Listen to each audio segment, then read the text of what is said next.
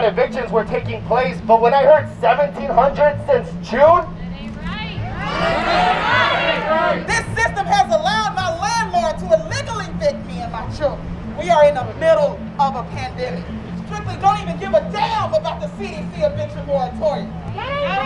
Our purpose is to disrupt the eviction process and slow down the eviction filings and hearings at scale. We want to see a % reduction in writs of execution and sheriff's evictions, which are the really brutal kind of end stage of that formal process where the sheriff shows up and actually changes the lock and forces someone out of their home once and for all. No one wants to evict because by the time you get to that point, you've missed several months worth of a mortgage payment and rent payments, and you're in dire straits. I'm talking about surviving today in the middle of a pandemic. The courts clearly have license to issue their own moratoriums. That's clear from the federal government. That's clear from the authority that Judge Byrne used previously when he issued a moratorium. It's always dangerous to evict people, and then extremely dangerous during a pandemic.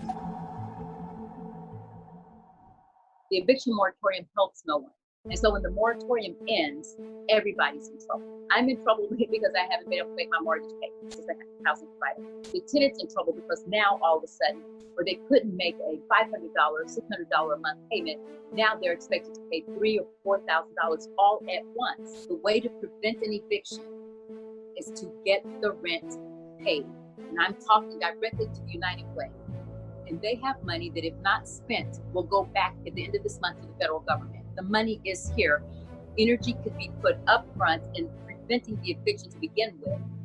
Then on the other end, trying to extend the eviction moratorium, which extends the problems and the damage to those tenants who do end up partaking in it. Landlords have been able to continue filing cases. They've been able to continue prosecuting cases. The law only stops that tenant from being forcibly removed from their house, but the court process can still go forward, unfortunately.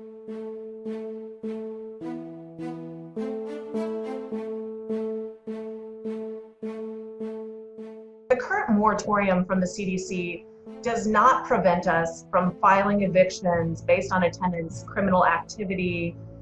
They're threatening the health or safety of other residents, damaging or posing immediate or significant threat to the property, violating housing codes. Can we terminate for something other than non-payment of rent? I mean, a lot of non-paying tenants are also bad actors. They are also not good housekeepers. They have a lot of problems in their life. There's many reasons. And the CDC puts forth 5 ways that you can do that you see here. I don't need to read them to you. The most useful one is violating any other contractual obligation other than timely payment of rent. We don't want to be saying false things to the court. That would not be good, especially in this political environment. It is limited to non-payment of rent cases, but we're having to make up a lot of things. What the federal government did is they issued kind of really a quasi-moratorium that only comes into play if a tenant actually learns about it and then exercises their rights under it. And so there's a whole lot of tenants out there who don't know about the moratorium, don't know that they have to file a declaration in order to be protected by it, and oftentimes really need legal advice and attorney to assist them in analyzing whether or not they even qualify for the moratorium. There's some types of evictions that it doesn't apply to at all. We're hearing from a lot of tenants right now who are getting notices to vacate. They have tried to negotiate. A lot of landlords are just flat out refusing to negotiate.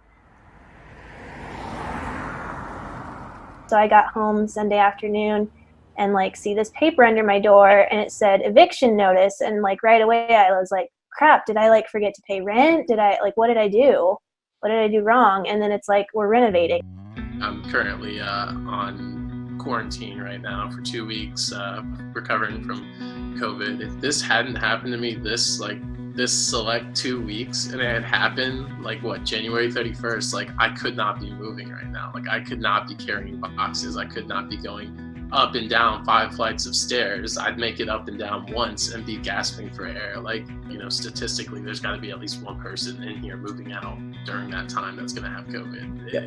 We don't have an elevator, so people are going to be literally killing themselves to move out. So I do not apologize whatsoever. Financially, it's really not a smart thing for me to do, but kind of been in my mind here for a couple of years. It's ever a building needed a renovation, the Alps is the one. I want my tenants to have reliable heat, reliable water pressure, plumbing, drain lines, supply lines, electrical lines. Got to bust open the walls, and how the heck can people live there if we're busting open the walls? I know it's the responsible thing to do, and I take my responsibility to my tenants very seriously. He's spinning it as if he's doing it for us. It just doesn't add up. There is no benefit to us to have these improvements, because I think, like you said, a lot of us chose to live here and sign those, agreements of asbestos and lead paint and all of these things because this is what we could afford. And nobody's saying, oh, we love that. We love those issues, but it's like, that's what we can afford. So clearly we're already kind of stretched. We're struggling to find deposits in new housing and extend leases past the time that we might have had other plans. We're creating an entirely different timeline for not only ourselves, but our pockets. He knows what a January is like. He knows that we are in a pandemic. It's the complete refusal to understand the climate and the context of it. Today we're just going through and getting door-to-door signatures for tenants to sign off on a possible list of demands that they will try to unionize and argue for. Over 45 tenants in this building have signed on to fight Dale Hedge Path as they are being displaced. We, the residents of the Alps Apartments, have formed a tenant union and demand the following: reimbursement for any rent increase paid in 2020, reimbursement for December 2020 rent, security deposits returned in full to each tenant by January 1st, 2021, construction dumpsters provided for tenants' use while moving, no fines or legal actions to be levied against tenants during or after the next 2 months, no rent collecting for January 2021. I feel like it would be perfectly reasonable if he had replied and said something like, hey, I can't reimburse December rent, but I can do this. He could have negotiated, and yet all he said was LOL.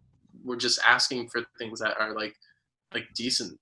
Will spend zero energy on their list of demands. Are they upset because it's January?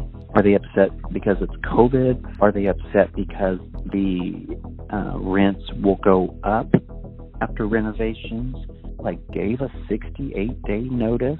If I was a lesser of a landlord, I would just sit back and enjoy those 85 people giving me a rent check each month, and I would, continue to hot glue and duct tape the place together. And if I did that, Casey tenants and the tenants would be unhappy with me. They want landlords to be, your feet held to the fire. They want landlords to provide clean, functional, affordable living units. On the other hand, they're getting upset when a landlord is doing exactly that. What do they want from me? If it comes time for me to pay property taxes, I can't tell the county that, I'm affected by COVID. I can't tell my insurance carrier, I can't pay the premium this year. I can't tell my gas company and electric and water, I have to pay those bills. I don't quite know exactly what the problem is and what they would have me do different. Landlords have a lot of power. If you don't pay rent, they have the full right to put you out on the street. And landlords are not accustomed to having to negotiate with tenants. And they're not accustomed to tenants standing up and asserting their rights. And so the culture, as far as I can tell from my side, is one that's not very accommodating generally. Landlords have a choice on whether this is an industry they want to get into. Tenants don't. Our housing system is in the hands of the marketplace. If it makes sense to make more profit by charging more rents, landlords are going to do that, even if wages are not keeping up with that. And so that's why we have an eviction crisis. It shouldn't be looked at through a lens of landlord versus tenant. It needs to be looked at as the human right that housing is. And it's setting people up to look at us as enemies instead of people who have chosen to invest our dollars in housing, to provide housing for those that need it. When you talk about landlords, it's kind of hard to paint them with one brush. It's a very diverse group, and there's a lot of big corporate management companies out there that can afford to work with tenants, that can afford to make some sacrifice during this time when everybody is having to sacrifice. For those landlords who can afford to make some sacrifice and waive back rent and work with tenants, we really urge them to do that.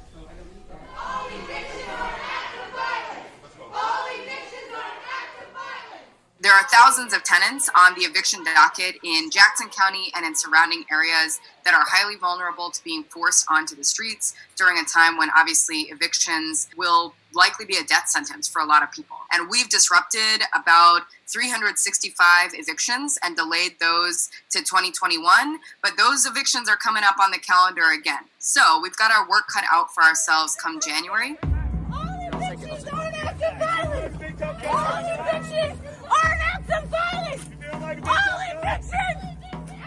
We're expecting there to be a very ugly situation come January. We're going to have a run on the courthouses with people being evicted, which is dangerous and unfortunate because then they'll be homeless with debt hanging over their shoulders, with bad credit in the middle of winter. We're going to have a lot of housing providers lose their own personal housing as well. They're going to lose their rental investments either through foreclosure or they're going to sell them because they can't sustain it and it's too stressful. And then the corporate Wall Street investors are going to come and buy up all of the properties that are here, renovate them and raise the rents, and then we're going to be in a worse problem than we're in now. We all need housing. Everybody needs housing. What we really need is good, strong public policy and not to have to rely on the goodwill of landlords, because I'm sure it's there sometimes, but oftentimes it's not. And that's just not going to do the trick for the kinds of problems we're facing.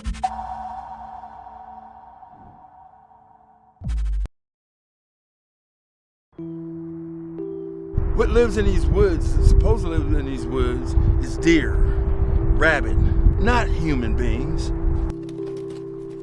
I semi-run this camp. I'm taking care of 14 people.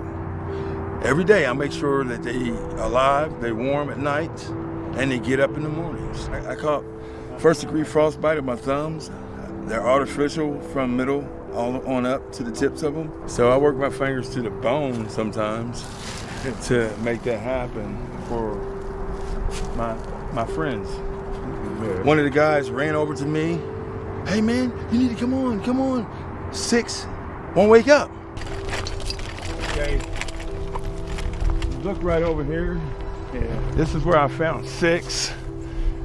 I've known him the 3 years that I was out here. The coolest, you know.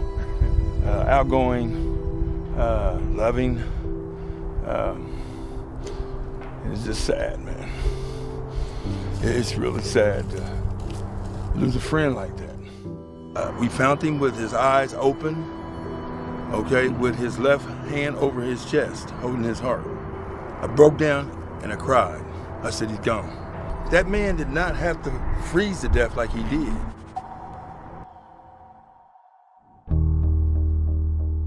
There is not one single solution to homelessness or to housing crises.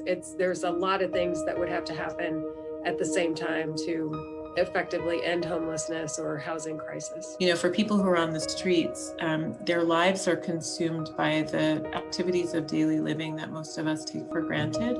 So knowing where you're going to sleep, where you're going to be safe, where you're going to be able to go to the bathroom, all of those things are preoccupations that really drain people. Trying to stay warm is absolutely exhausting, and that our folks are really in a state of sleep deprivation a lot of the time.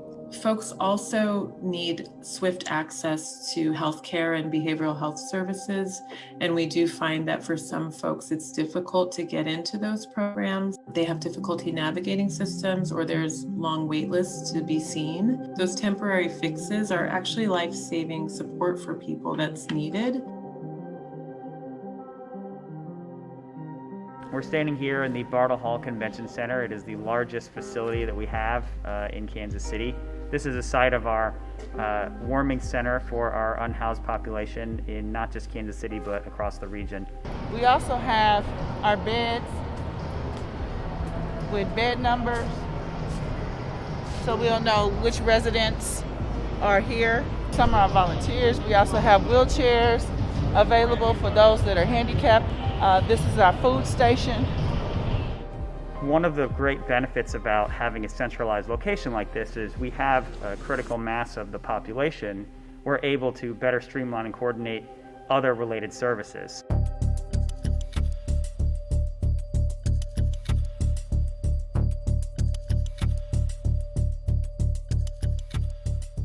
So when I look at my people sleeping in snow. Yet y'all want me to help pass a contract that codifies all rights away from the city when it's extremely transparent that issues of the underserved population. Shelters are wonderful things, but if that shelter can only have a capacity for a couple hours, then it guarantees that it's going to be a transient population. It's just by design. Volunteers are doing everything they can, but outside of the volunteers, it's wasteful taxpayer spending. When you talk about $500,000 for a month of allowing people to stay inside of a center for a few hours, that is not adequate. So when we talk about park and rec cleanup taxpayer dollars, we're talking about $60,000 to $90,000 each cleanup, 2 to 3 cleanups per year. So you do 3 or 4 sites, you at about $500,000. The same when we talk about services from PD, arresting people, taking them to jail, sending them back out. This is a lot of tax dollars that are being wasted. I have been over trying to get wraparound services of these entities that are getting large sums of money to come down. I have been asking them to come down, set up a table, sit down here with these people. They're not coming down and they're getting quite a bit of funding. And these people are falling in the cracks. Because grant making is a competitive process, providers are essentially fighting for scarce resources. And so it doesn't breed collaboration because essentially you're working alongside each other, but you're also rivals in some regard. The way that emergency homeless services are set up almost require the constant presence of people who are homeless in order to be financially viable. Often you see nonprofits saying, oh, we served 40,000 meals. We housed 12,000 people last year. So you need the shelter filled every night in order to collect money to make your business run. So the business model is to keep homeless services filled rather than empty. If the incentives were you get paid for every person you put in permanent housing, it would drive the whole system in a whole other direction. We don't need this whole middle level, homelessness bureaucracy. They got empty beds that people refuse because they can't come, they can't go, they lock down, and they can't. When you can't come and go as you will, man, you in jail. We get used like pawns, and they don't know us, they don't talk to us, and they constantly saying that they speaking for us, and they don't. They not us. Spending directly on the people that's impacted, not on the way that somebody else see fit, so they can get paid in the middle, and everybody trying to fix us. And we're not broke. The system is broke.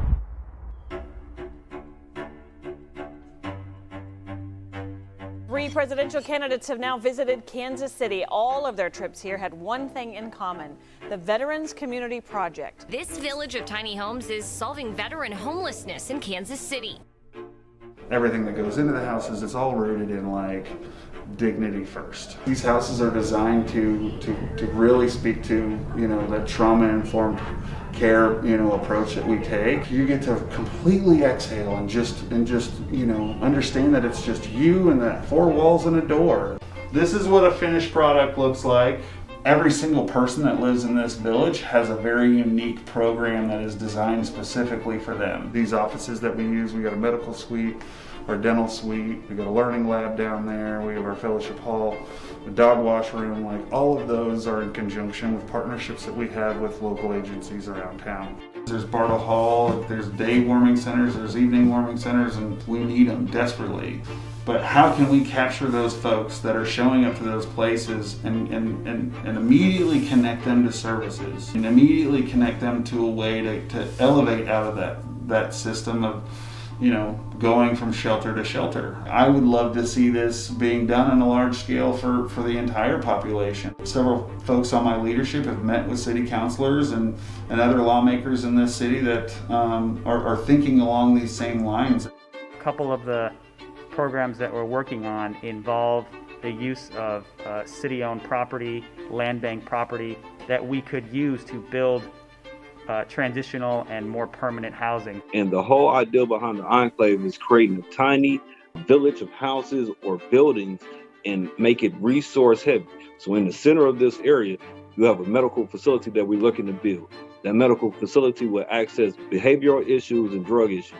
We're looking to do it not in an isolated area of the city, but in the area of the city that is viable when it comes to transit, in which we can not warehouse people that are houseless or homeless, but provide people that are houseless or homeless a viable opportunity to work themselves out. In this scenario, what we're trying to do is create infrastructure and then create the regulation of that infrastructure. And the regulation of the infrastructure will be adequate contracts with service providers. These are all service providers that we typically don't engage in pinpointed effort, and it should have a positive budget increase. You know, we really do need a much more coordinated community response to homelessness. And so that the trajectory for each person, when we engage them from the streets all the way to their final destination, that there's a much clearer pathway on that trajectory for each person that's tailored to meet their needs. And that requires really deep coordination and collaboration, but also with those ancillary supports that keep people, you know, sustainable and stable in their housing, as well as engaging with the systems that feed into homelessness. So the family court system, criminal justice, child welfare, all of those systems that, you know, essentially dump into homelessness.